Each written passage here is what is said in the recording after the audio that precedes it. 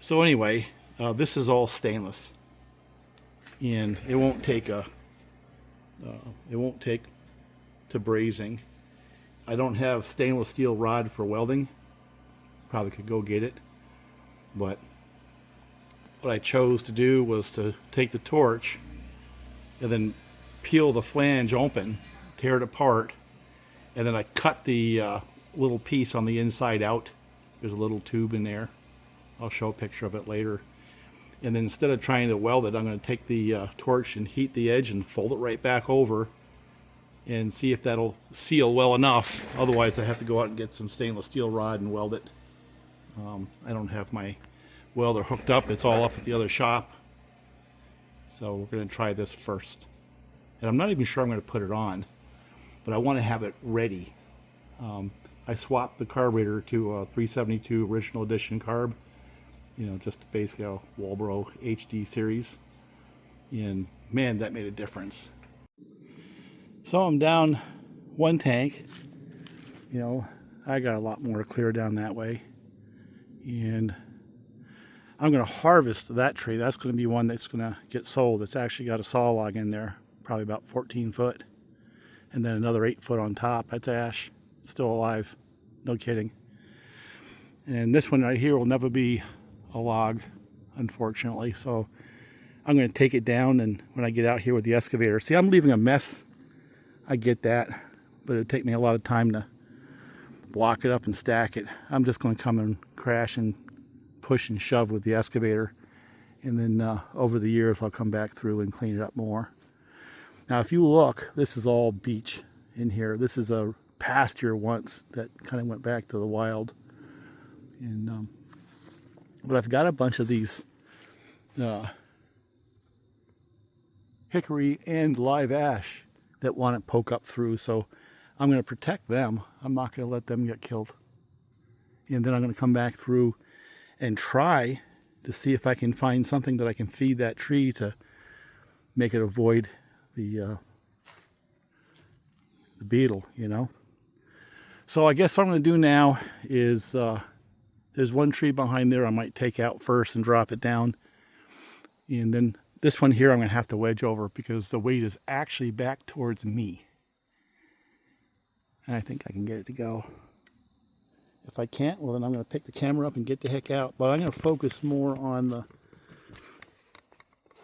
stump. I guess I'll do like this. I'm going to set it out that way. Maybe I'll bring it over a little bit.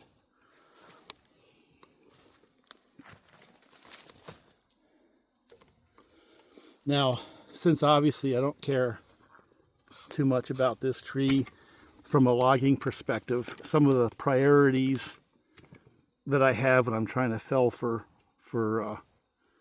money aren't going to really pay here.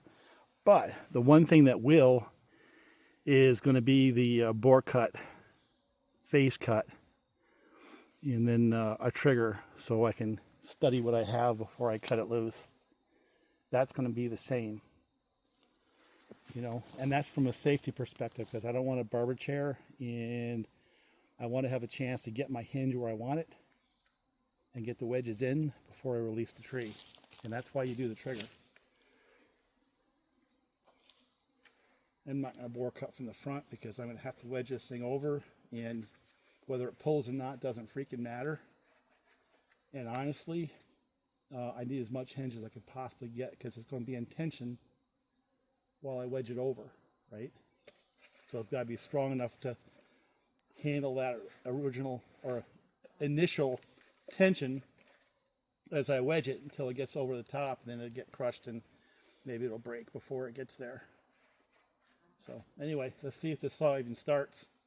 This will be the first time I've tried to restart it after, you know, a long pull today. Yesterday it worked, but today I don't know.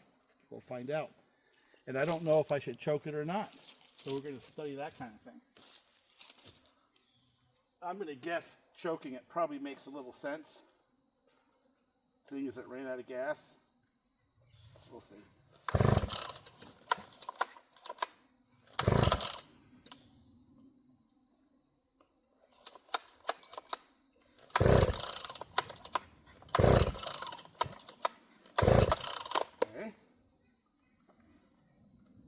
some more.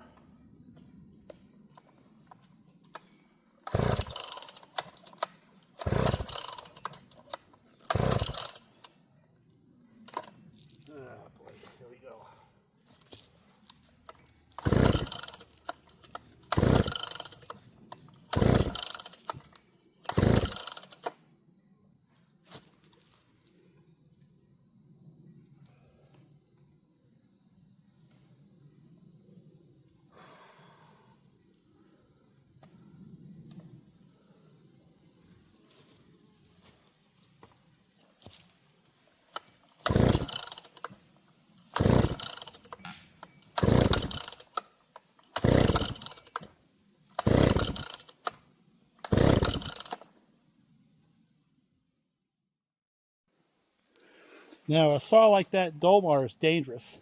And the reason why it's dangerous is because, like right now, I'm aggravated. I pulled on that thing for about 10 minutes and it wouldn't start. I think it's got a bad ignition.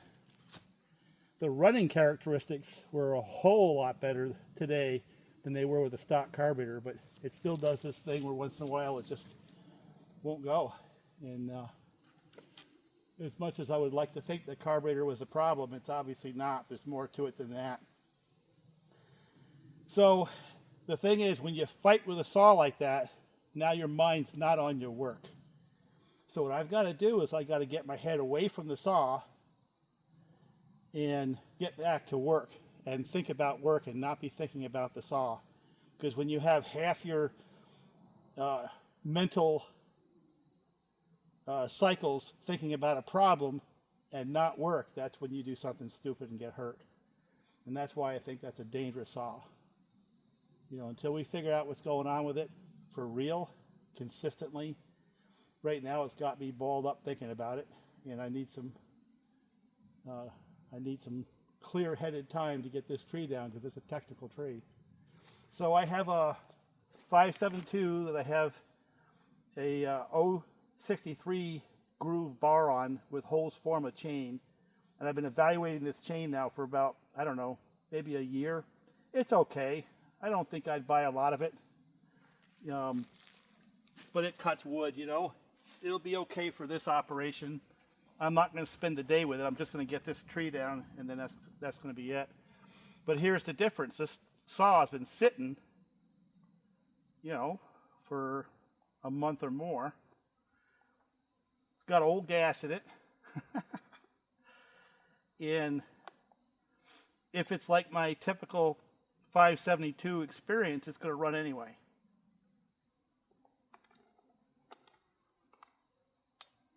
You know, and that's the difference. This is a saw you can live with and work with and focus more on the work at hand, where the other saw is a challenge. And if it works out, it'll be fun. But right now I'm really annoyed with it because I needed to get work done. I was hoping I had it ready to work.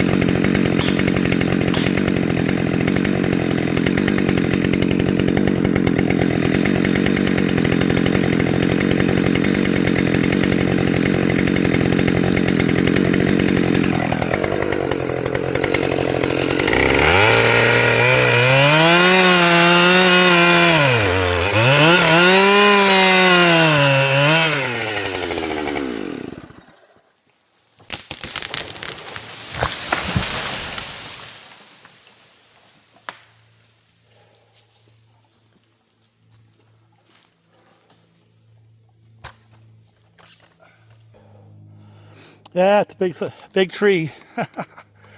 Just not a big stump. So let me go back and see if I can sort out that dull bar. Maybe I'll come out with it to block it up some. But the point is that I can't be fighting with a saw doing that kind of work. Now that chain, it's got a problem. It won't cut straight. So I had a hard time lining up my my face cut. And when I did the bore cut, it just stressed it more, so it was loose. So it was so tight, you know, when I first started. But by the time I put some time on it, the heat had it stretch out. It was so loose that it wouldn't stay on the bar to let me do things like trim up the face cut. That's not good. So I don't like that chain either. So I got two things today I don't like. But you know, unless you actually come out and use them for real, how do you know? That's my point. And let's see what this does on restart. It's a hot, hot, hot day.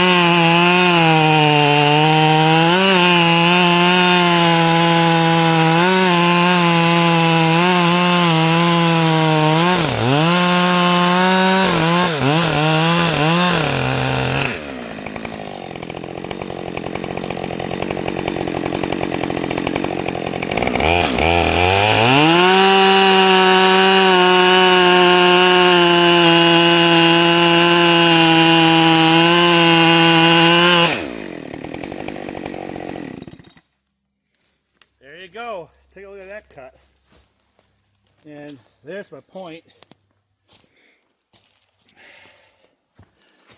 Let's see if that perfect curve will show on the camera. Yeah, I'm not going to like that chain. Now, I could have hit something because when I first started it wasn't bad, but by the time I got into the face cut, it wouldn't cut straight anymore. But yeah, I'm only marginally interested in moving forward that chain. The point is I can get C83 or a steel RS, and I don't have any of that stretch. None. And I guess the other point I want to make is to the guys that use skip chain or a short bar. When you have a dull chain, conventional logic says you can run at a higher RPM than the saw wants to run because there's less resistance. And that can eventually toast the saw.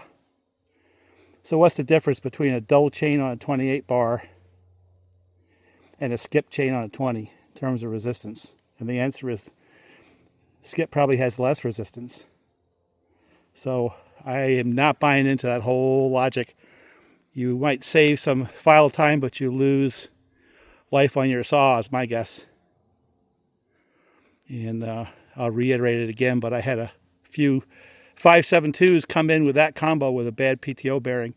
But the other piece of the puzzle on those that I can't overstress enough, no pun intended, was those chains were like snap tight. They were so tight. And that has to add heat and wear to that PTO bearing too.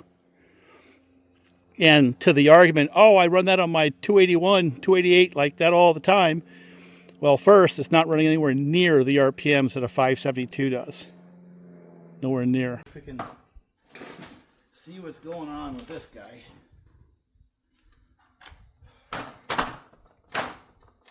My first question is it getting fuel? Did somehow we lose the pulse line or something like that? So let's take a look at the spark plug. It's pretty wet. Definitely getting fuel.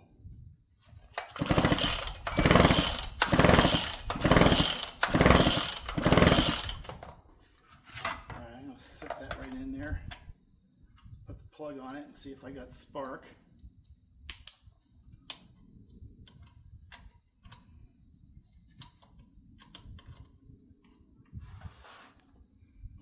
Just imagine if you had bought a new saw OEM and you're having to go through this crap.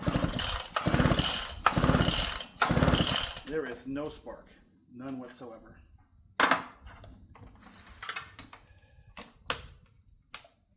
No spark.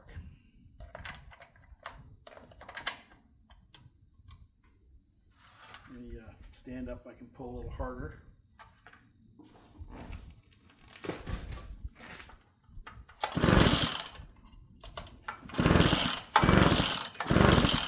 No spark. Okay. This is a NGK. Let me put a different spark plug in there. Maybe we have a fouled plug. But why would it be fouled? I have no idea. It makes no sense to me.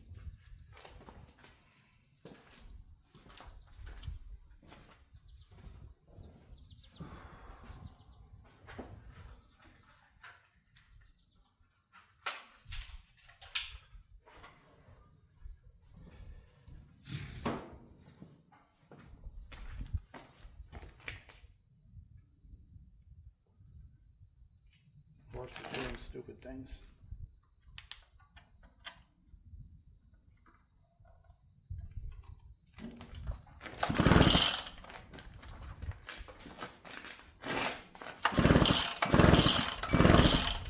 I have spark. It's a faint spark, but the spark just the same. So let's see if it starts. I think I've got a weak ignition. That's what I think. My hunch is if I take that spark plug right there and hit it with a torch, this damn thing will magically start again.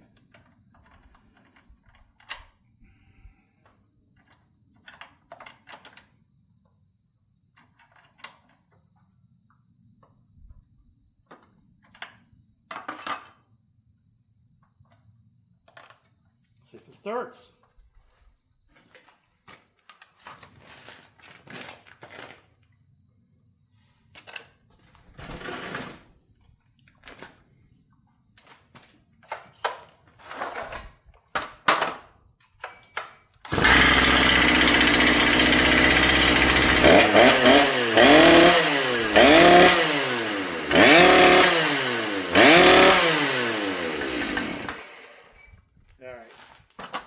I just don't know what to tell you.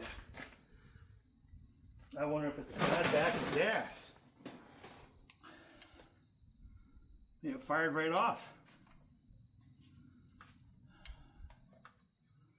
If it's a bad batch of gas, then the Huskies would have a problem, and none of them have a problem.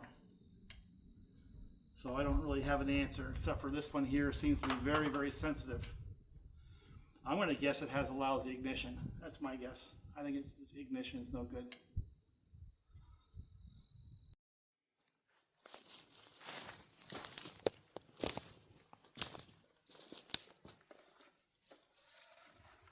Alright, what we have here is that 572 I used to make that nice curve cut.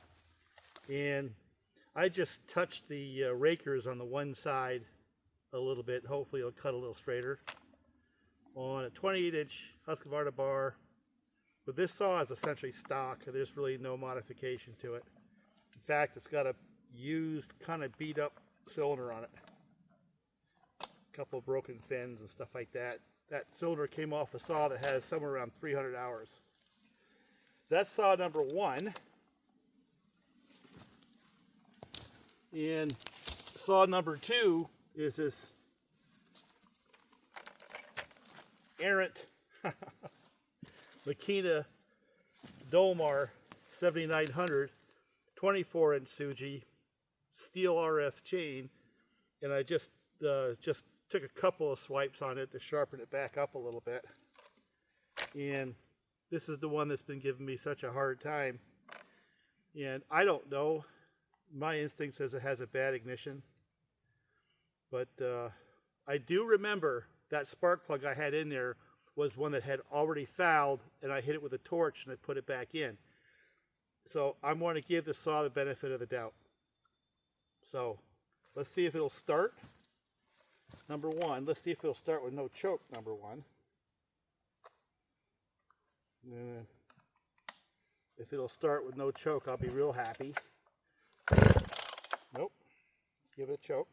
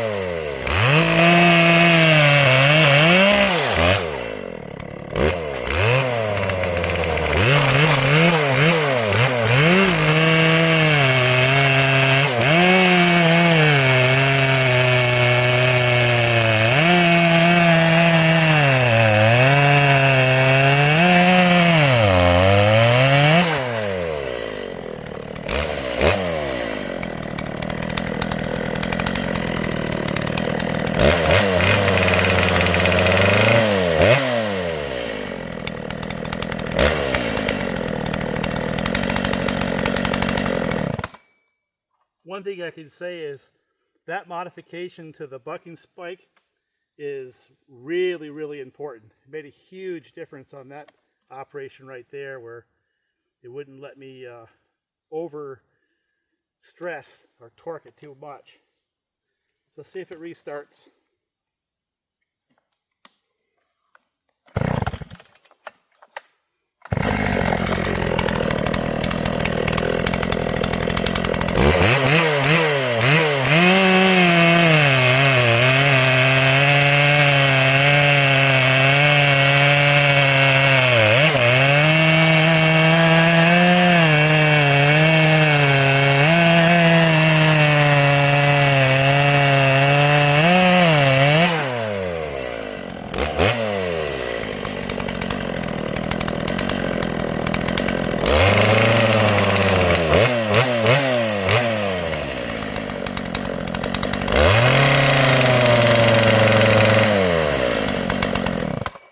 The other thing I can say is I would call this saw more of a torquer than an RPM saw.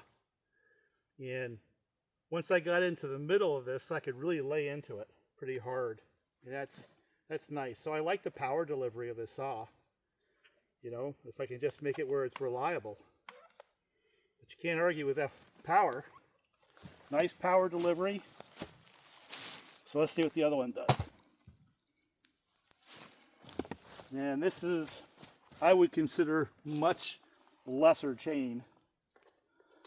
But the saw has been just dead reliable. So let's see what it does.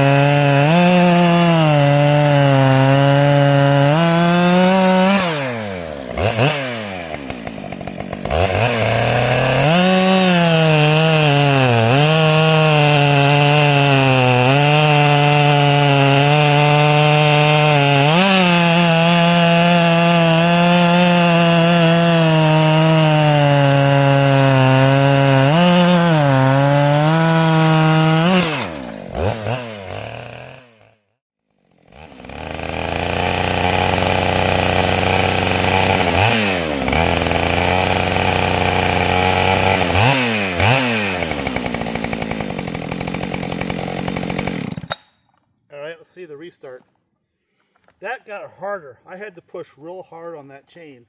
Now that chain's not biting quite as hard as that steel RS, but it's biting hard enough. If you look at these chips, those chips are pretty good size, not a lot of dust. It's just, it's not quite as aggressive a chain. Yeah. So that's what you get out of a stock 572. My humble opinion is the Dolmar has a little more punch on the bottom. This one's got a little more on the top. If that makes any sense on the higher RPMs. But power-wise, they're about a match. But by feel, they're roughly equal. But I had to push way harder on that chain in order to make it cut than I did the RS, which just cut easy. It's about as self-feed as you can get. This one right here, I had to really lay into it. But I was still getting, I think, similar cut times.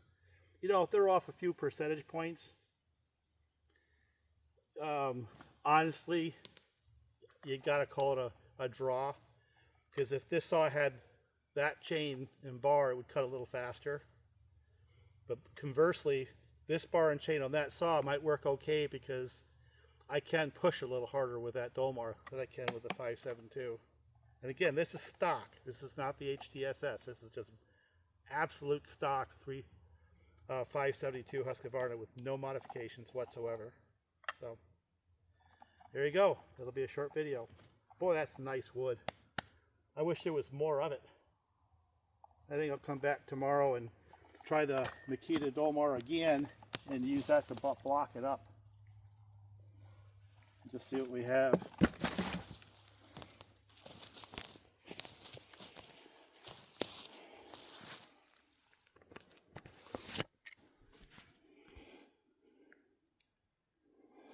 Yeah, boy, I wish that saw was trustworthy. I like it. I mean, that vibrates less. The Husky does. That vibrates a little more. That one has a little more torque on the bottom. Kind of flattens out a little bit. This one here, well, it's an auto tune, so the more I ran it, the faster it got because it hadn't quite got itself to tune. I don't know if you noticed, but it knocked that tree right off the stump. So I think it's going to be fun to get in there tomorrow and start cleaning that up. That'll be a lot of saw work. It's either that or wait for Bob, let him do it. But whatever that tree is, it is freaking hard.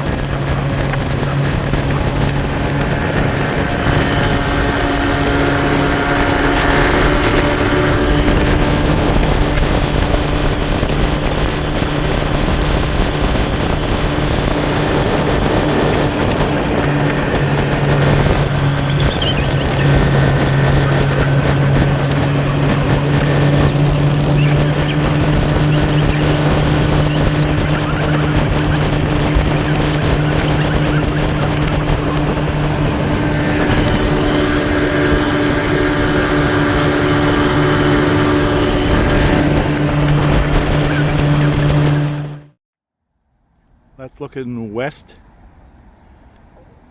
CP 286 in East Syracuse, and that should be a 706 axle manifest, and he should be coming right on through.